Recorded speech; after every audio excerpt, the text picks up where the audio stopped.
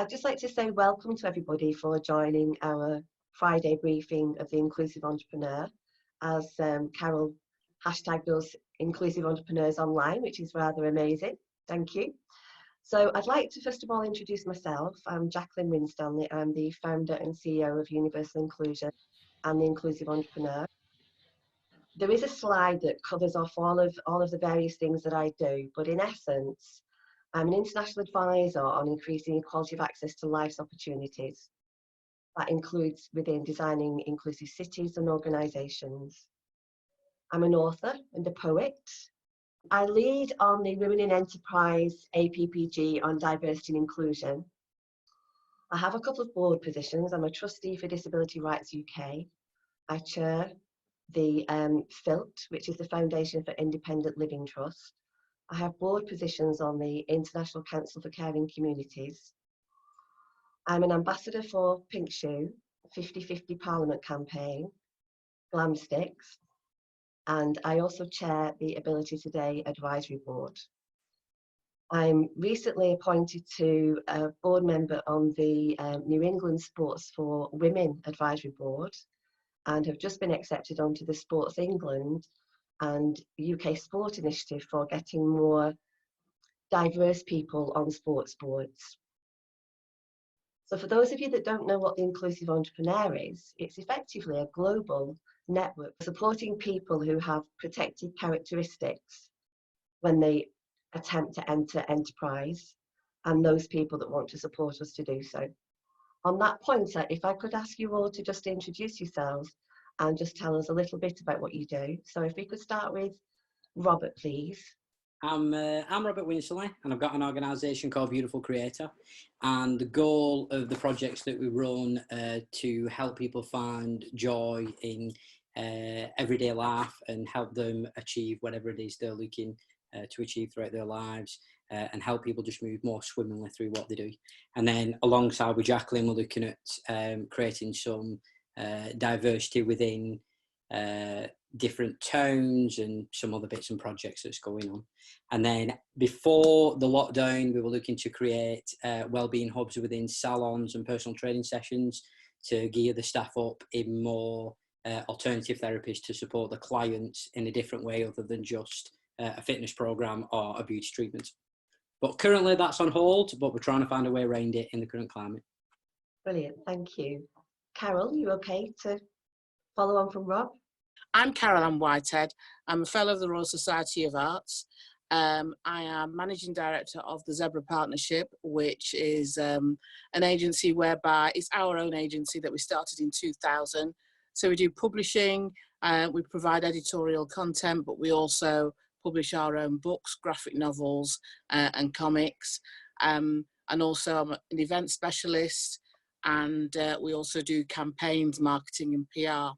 And we work with an eclectic mix of freelancers on a project by project basis, whether it be white labelling or working side by side or under our own brand. I'm an advocate for women's rights, equality, diversity, inclusion, improving diversity on Wikipedia, which is something I bang the drum about. And I'm also part of the People's Hub United Nations and co-founder of the global Ada Lovelace Wiki Editathon, which is basically trying to improve diversity on Wikipedia. I could go into all the stats because I'm a bit geeky and I'll geek out on it, but I won't do that. So I'm a friend of the Pankhurst Centre, do a lot of youth engagement with the Pankhurst Centre, and I'm external relations consultant with Disability Stockport. I did a lot with them last year for their 40th anniversary, across 6 days, 10 events in one venue. A challenge, but it worked and it was fabulous. That's me.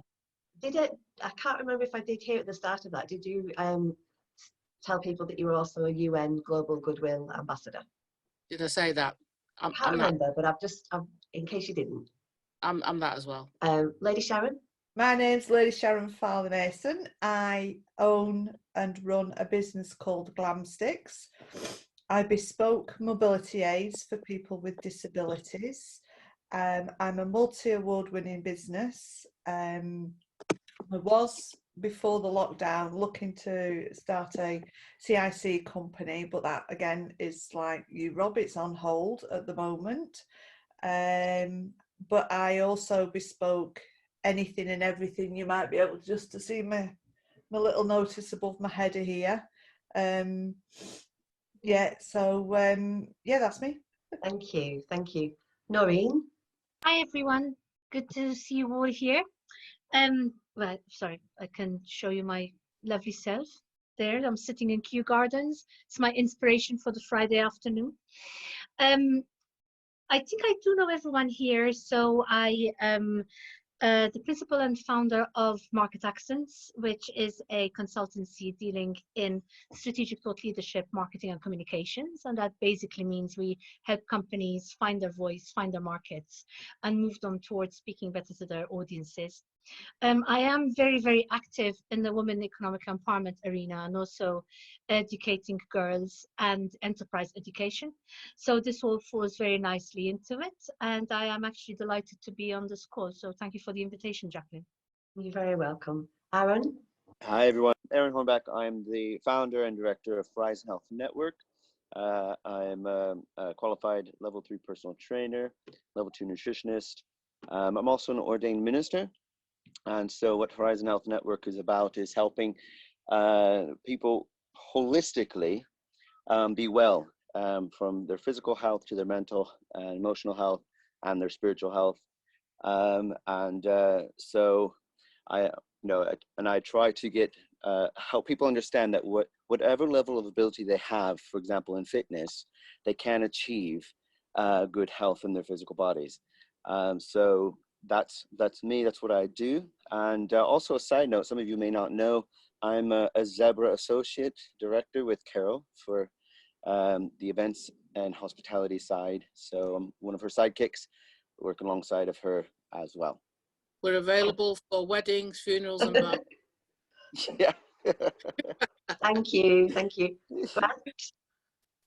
Yeah, hi, I'm Grant Logan. I'm the founder of Ability Today, formerly known as Disability Today, but we changed our name last year because we felt it was the time to start shouting about ability rather than disability. I became disabled myself 17 years ago nearly after a road accident. And I run Ability Today. It's an online platform providing news and resources for the disabled community. And in just under 2 weeks' time now, we're about to launch our brand new Academy for Disabled Journalists in partnership with the National Council for the Training of Journalists and with some backing from the National Lottery. So that's what we're all working towards at the moment, which is very exciting. Yeah. It certainly is. Steve? Hi everybody, my name's Steve Hopwood. I became disabled 24th of July 1986, about 4:20 in the afternoon, due to I was riding home on my motorbike and the driver fell asleep. The wheel came across the road and took me out, and I lost my right arm above elbow and right leg below knee. They were the major injuries, but I then suffered from anxiety, depression, and all the usual stuff after that. Loss, where am I, what am I doing, wandered in sort of isolation, working in different jobs for many years, didn't know where I was going. Finally had enough and took ill health retirement about 2005. Still want to do something, and I've always liked driving, so I thought if I can sit in the chair and watch telly, or sit in my scooter and take my dog for a walk, I can sit in a wagon and drive. So I bought a Land Rover Discovery and a big covered car trailer, and started up Swift and Sure SCT, which stands for Secure Car Transport. I can collect and deliver majority vehicles up to Mercedes E-Class, from anywhere in the UK to anywhere in the UK. I haven't been, a couple of times I've been asked if I want to do sort of jobs abroad, but logistically it's a big effort, that is, and also it's very expensive trying to get insurance and ferries and tolls and stuff. And I'd need a co-driver with me as well. because of the distance. But what I've found is I can deal with the physical pain of the loss of my arm and leg, which then caused me other problems, arthritis. But the psychological pain is completely different, and I've used the negative when I haven't been feeling very well, and I've used that negative energy to spur me on in a strange way. I can't explain it, but Steve, that's really good, but you're going to give your speech away. Oh, sorry. Yeah. It's fine. It's fine. It's not a problem at all. That's so, it, and we're all dying to hear. We're all dying to hear and concentrate on that. So if we just look at what we're going to cover today. So, again, that seize the day. Very much, I suppose, using our voice and coming together to try to perhaps come to terms with what's happening, speak with each other, and look at how we can support each other and benefit from what support might be out there. So we're tending to cover generic business advice, disability related support. We always have a health and wellbeing section. There's those of you that have been with the Inclusive Entrepreneur from the start, that's really important. Today we're going to hear from Steve Hopwood about his journey and his business Swift and Sure. And then we will end our sessions with a Q&A. Each time we do this, we sort of see how things go.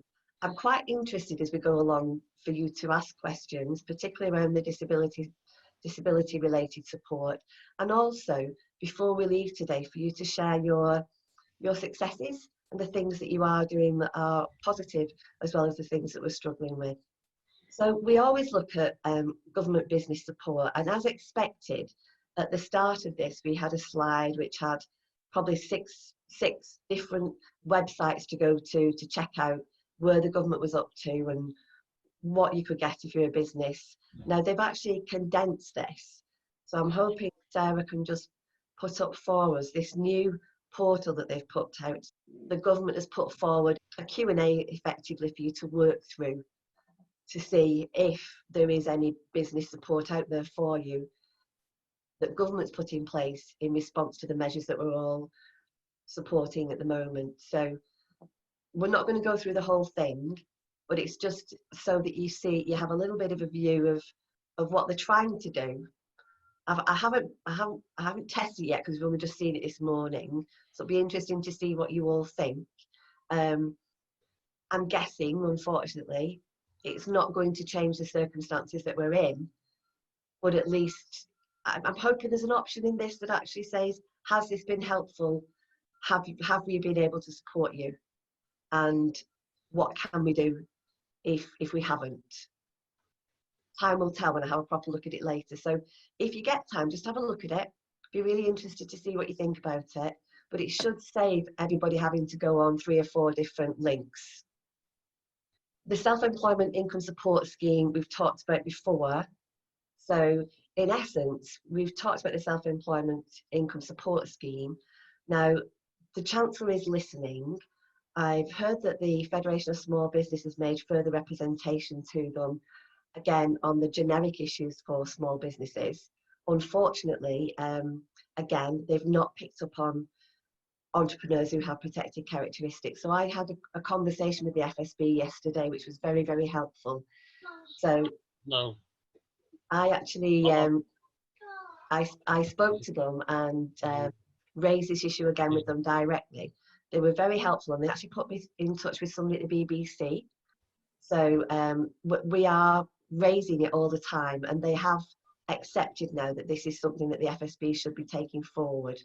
So the business loans that are out there, there's a lot of different feedback coming in respect of the generic loans from the banks. The banks are giving money to people, but again, we're still hearing feedback about some of the criteria they're applying is not necessarily in the spirit of things.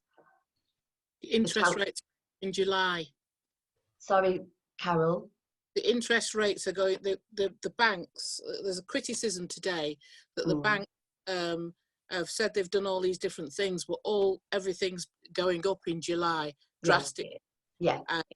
And the thing is about going back to 2008 when taxpayers' money bailed them out, and yet they should give something back.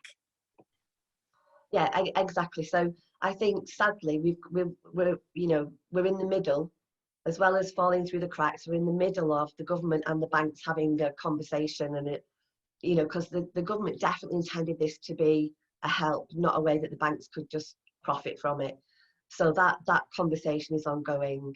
And again, the interest rate cuts, yes, helpful in terms of people's mortgages and different things, not necessarily helpful for investment. It's watch this space. It's changing every day, and I think we're just having to navigate it, and it's quite difficult, because as you'll see when we come to the next slide, for entrepreneurs who were facing barriers to enterprise anyway, are just not being heard at the moment. So if we talk about disability related support, the issues, and again, it's nice to bring people in at this point. So I'm really keen to hear what are the issues for people, and whether we are covering everything that you are encountering before I come back with some of the responses from government. So is there anybody, it'd be great to hear what you're facing, and whether we need to add anything else to the list I'm going to talk about. So anybody fancy just kicking us off with that? Well, I can't. I'll go then, as usual. I can't claim anything. I'm stuck every which way you want to turn. There's nothing out there for me, because you're going to mention it, but you try and claim ESA, and you lose your access to work. My support worker's gone down, so luckily I've got another support worker in place. However, before that happened, there was nothing there, and there was questions: do you carry on paying them, or how does it go? Because they're self-employed people, aren't they, like us?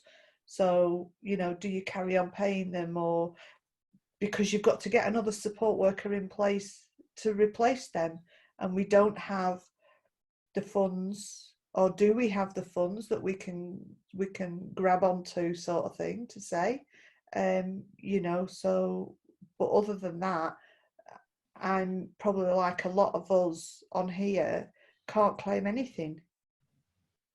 Okay, anybody else?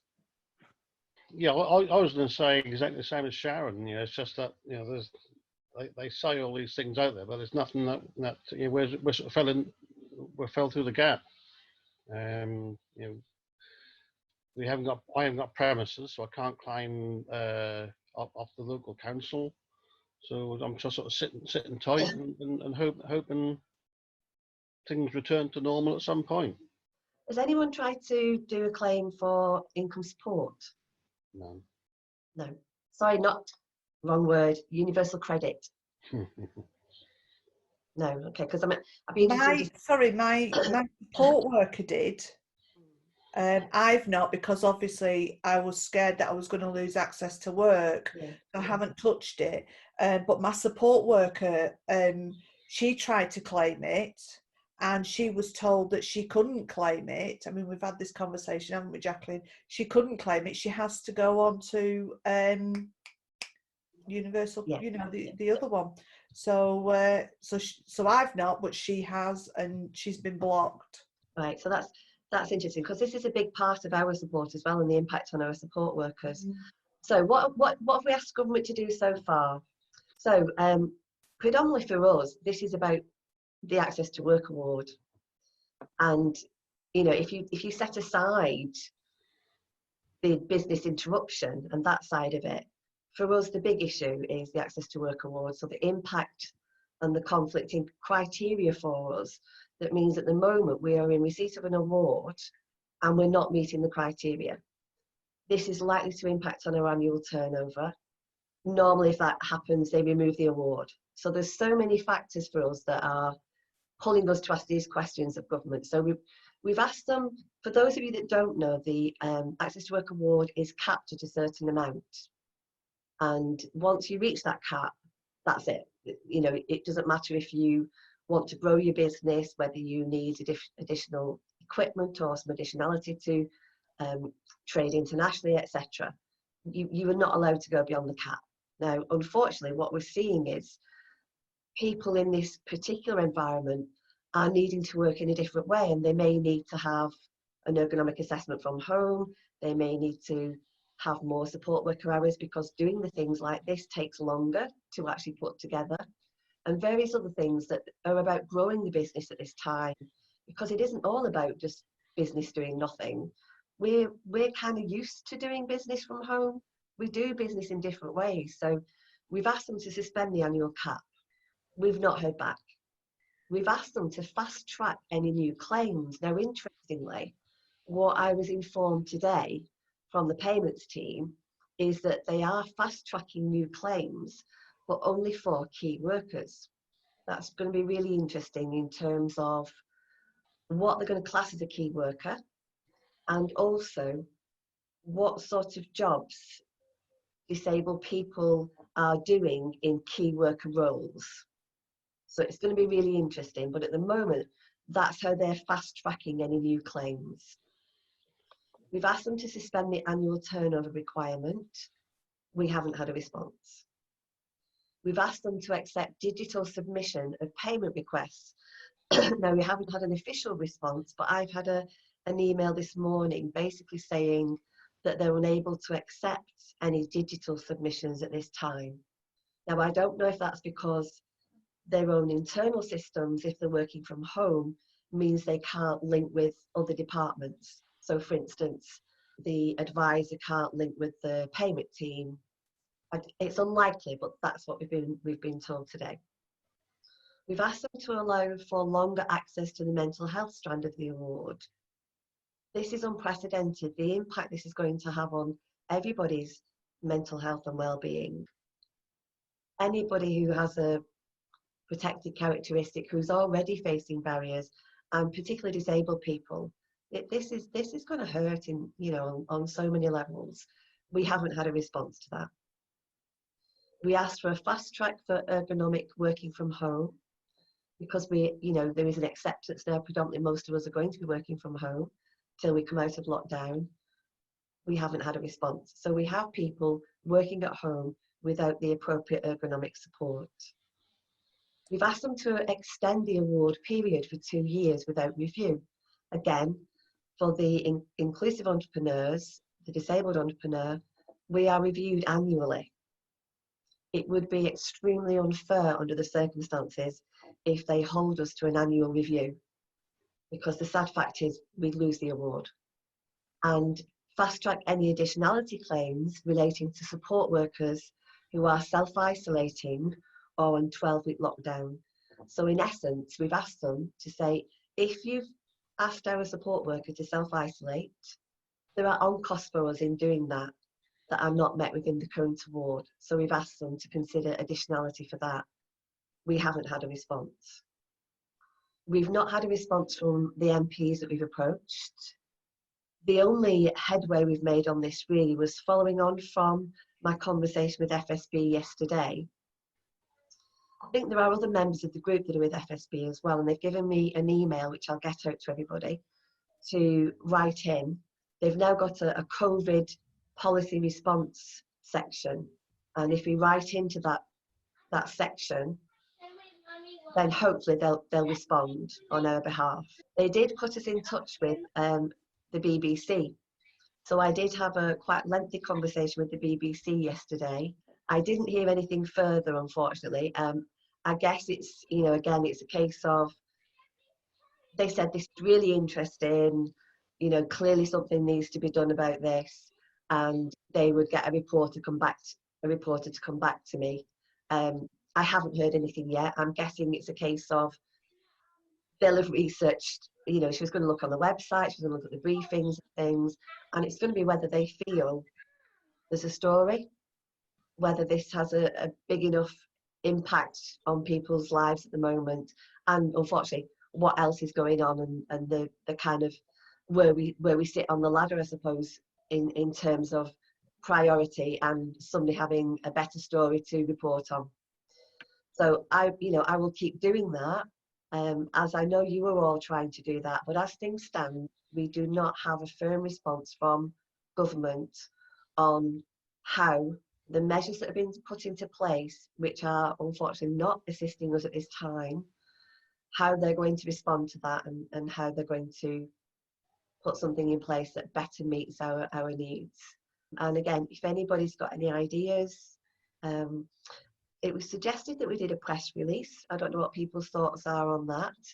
And those of you that met Bina, who did the filming at our event in Media City, said if we can get a press release together, she'll circulate that for us. But the press release, I think, needs to be your stories, my story, showing what this sector is doing, the positive things this sector is doing, and the impact this is having, and the recommendations.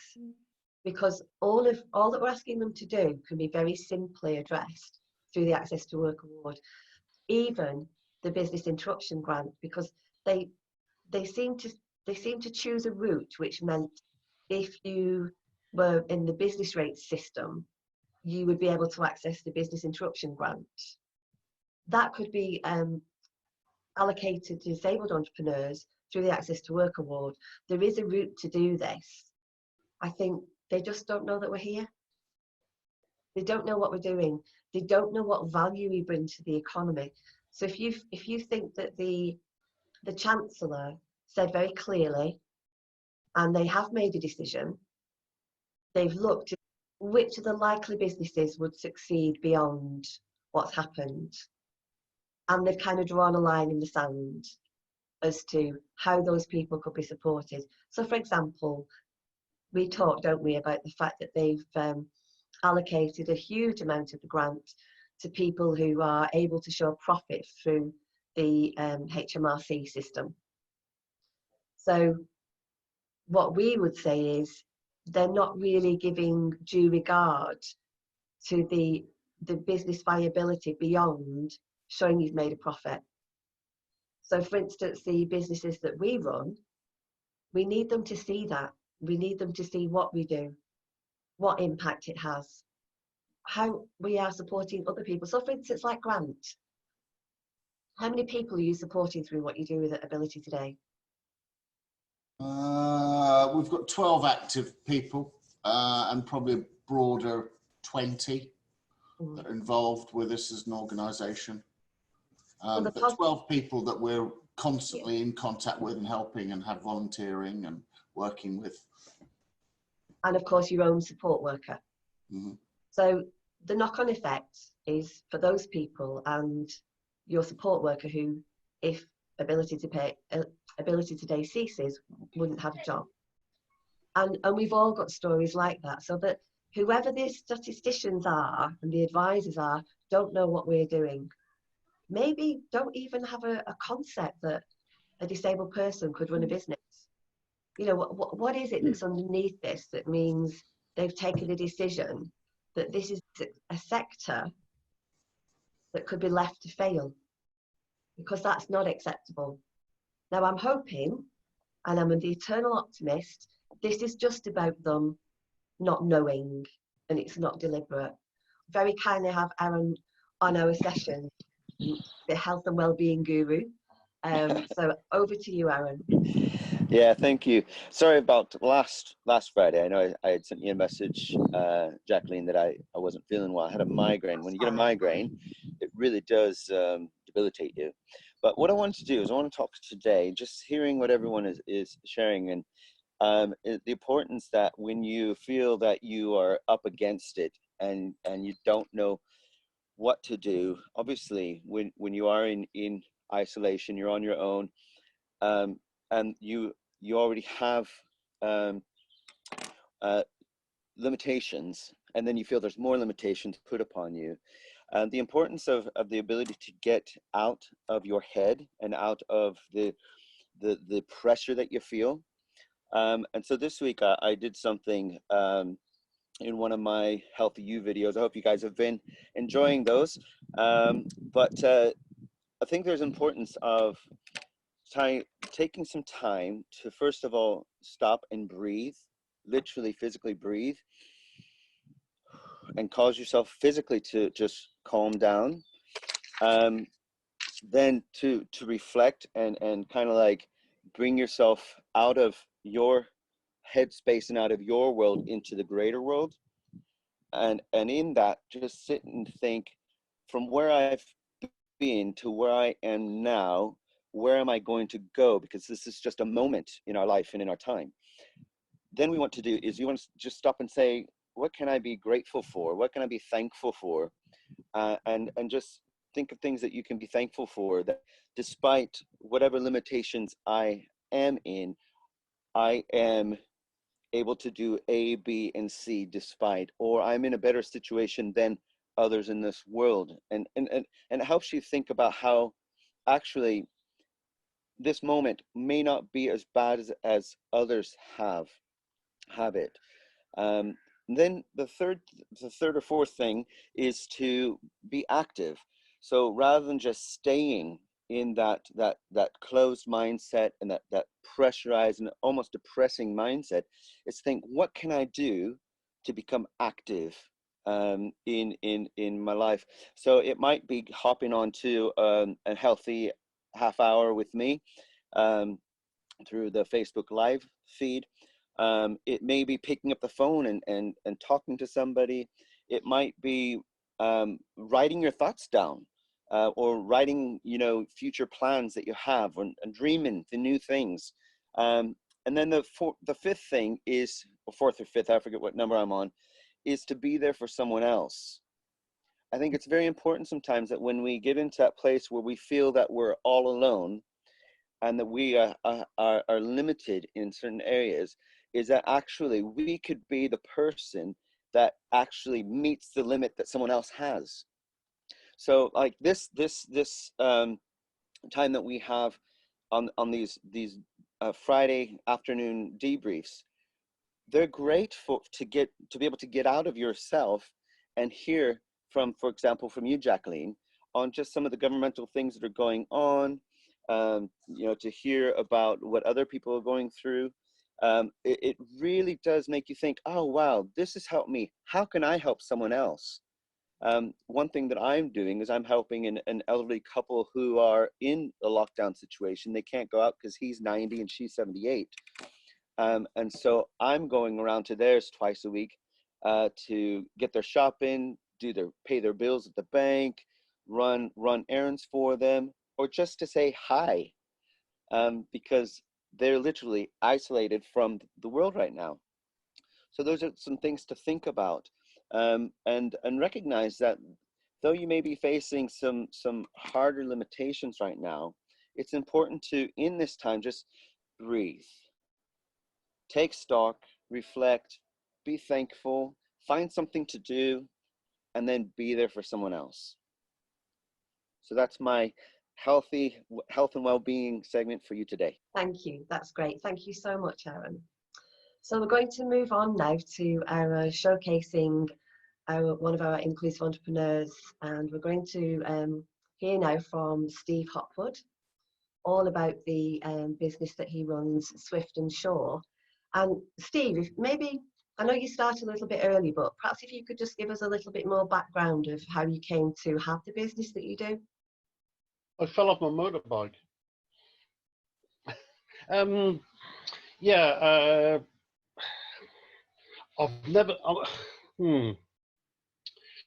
an accidental entrepreneur. I think that's the easiest way to describe it, because if I hadn't had my accident on my motorbike, then I wouldn't have been in the situation where I am now, because I'd have been doing whatever I'd have been doing, whatever life would have put in front of me.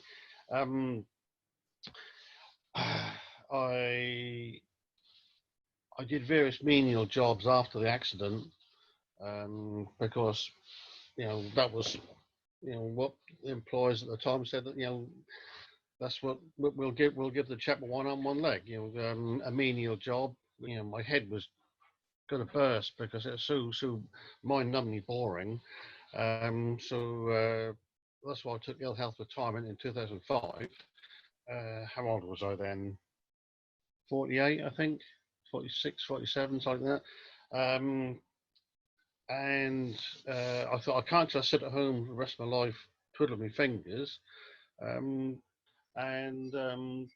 I thought, well, if I can sit in a chair and watch telly, or sit in my scooter and take my dog out for a walk, then I can sit in the vehicle and drive. So that's why I set up Swift and Share SCT, although it's not on the logo, but that stands for Secure Car Transport. I have a covered car trailer, and I offer a bespoke service. That could either be £100 eBay barn find, which hopefully will one of the photos we'll be seeing later on, or it could be I think I had a £30,000 Aston Martin. So it could be someone's, cheap and cheerful little banger, or that could be somebody's really expensive vehicle. I will collect the vehicle and deliver the vehicle as per the customer's requirements, in a safe and secure fashion. I have, as you see there, I have access to a flatbed trailer, which obviously is a bit easier to tow, but circumstances as they require it, I will use the covered trailer mostly, because it is it's a secure transport. Early part on this lockdown, I hit a real dark period where I thought, well, that's it. I've been struggling before, and now work is almost dried up. So that's it. I'm finished. And I think for the first week, I really it was difficult to get out of bed and even get out of the house. But I've turned the negative of my situation into a positive. In 2008, I won a scholarship and learned to fly, and had 6 weeks in South Africa. Learned to fly an airplane. So if I can fly an airplane, I didn't get my license, unfortunately. But if I can fly an airplane, I can still ride a motorbike. I can drive an ordinary manual gearbox truck. I've appeared in many feature films where I need amputees. I've given presentations to student occupational therapists where they need to learn about the psychological injuries and disabilities that amputees and other disabled people encounter. So what else can I do? So I thought, right, okay, let's use this negative movement that everybody is in. I've survived, I've adapted and changed, I've come out a different person. So let's now use my skills that I've acquired to set myself as this motivational, inspirational speaker that everybody keeps saying I am.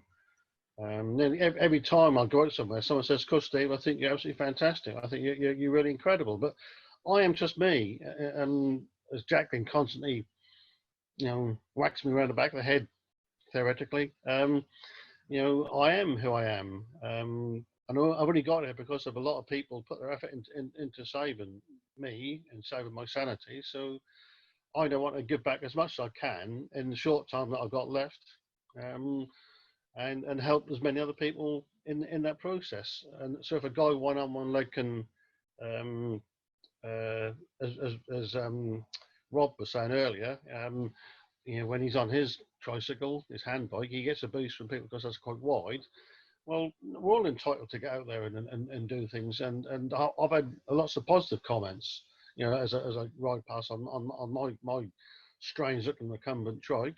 But my little granddaughter is now 6 and she wanted to learn to ride her bike, so I helped her, and off we go, and she's my little cycling buddy. So unfortunately she's getting faster than me, so my poor legs have to pedal a lot harder to keep up with her legs. But I don't say can't, because I can.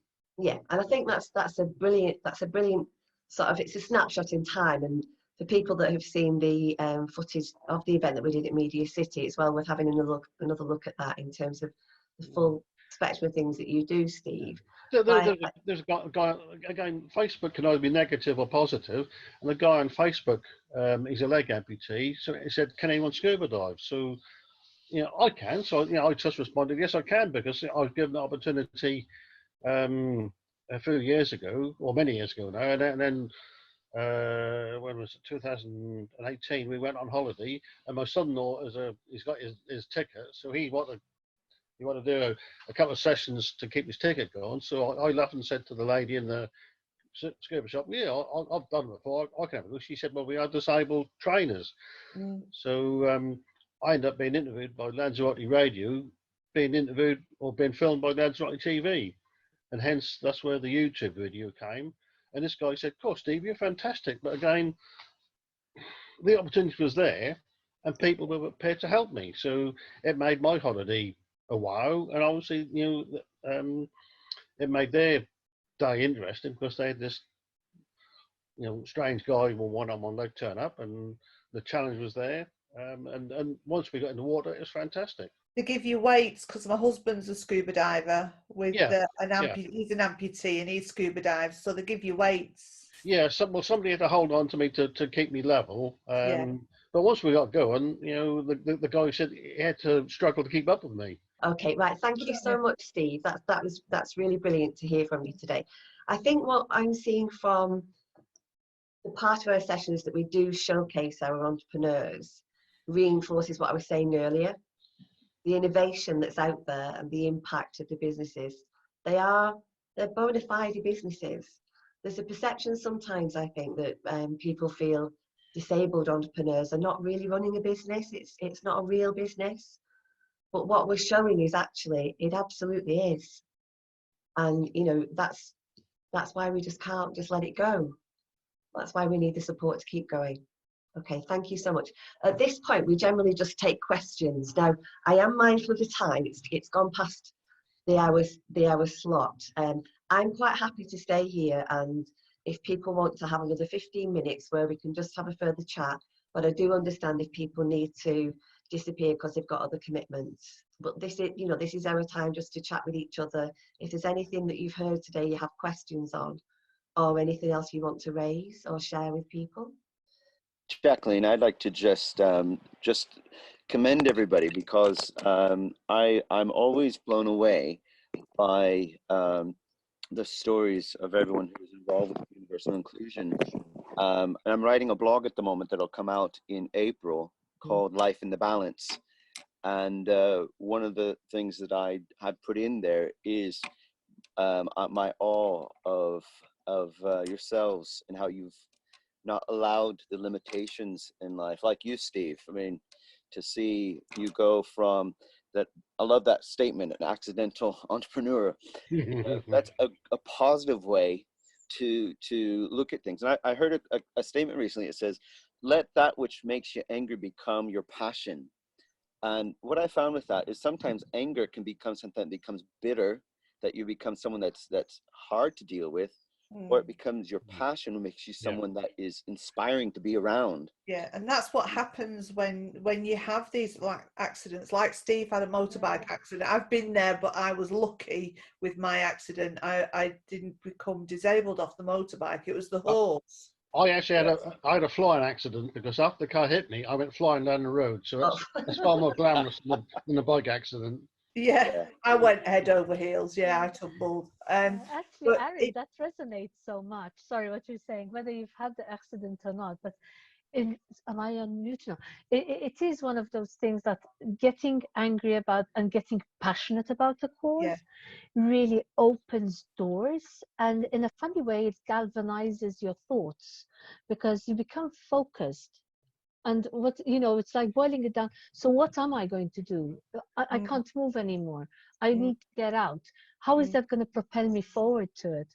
And the way you just said it, it is recorded, Jacqueline, isn't it? Yes. I'd like to quote you on that, because I think it is really, truly powerful. Thank you.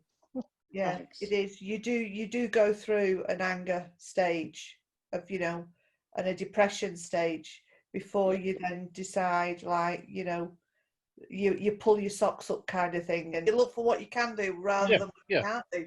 Yeah. All right, well, it's been lovely to see everybody again. Obviously, we'll see you next Friday, but you know where I am in the meantime. Okay, all right, bye.